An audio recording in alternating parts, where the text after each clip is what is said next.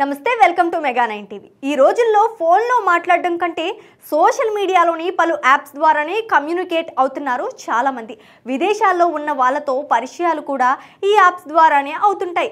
ఇలాంటి యాప్స్ పై కేంద్రం కొత్త నిబంధనలు తీసుకొచ్చింది।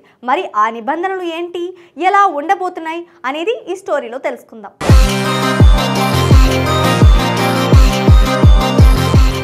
వాట్సాప్, టెలిగ్రామ్, సిగ్నల్, అరెట్టై వంటి కమ్యూనికేషన్ యాప్లకు కేంద్రం పలు కీలక ఆదేశాలు జారీ చేస్తుంది।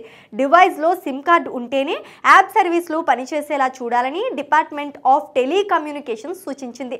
టెలికమ్యూనికేషన్ సైబర్ సెక్యూరిటీ సవరణ నిబంధనలు 2025లో భాగంగా యాప్ ఆధారిత కమ్యూనికేషన్ సేవలందించే సంస్థలకు తరహా ఆదేశాలు జారీ చేస్తుంది।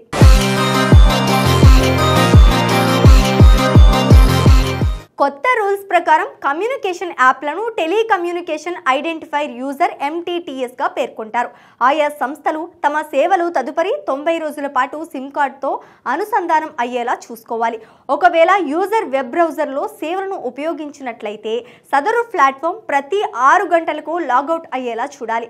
మళ్ళీ సేవలు పొందాలనుకుంటే QR కోడ్ ద్వారా లాగిన్ కావాలి। కమ్యూనికేషన్ యాప్లను దుర్వినియోగం కాకుండా నిత్యం సిమ్ కార్డుతో అనుసంధానం అయ్యేలా చూడటం ఈ నిబంధన ముఖ్య ఉద్దేశం।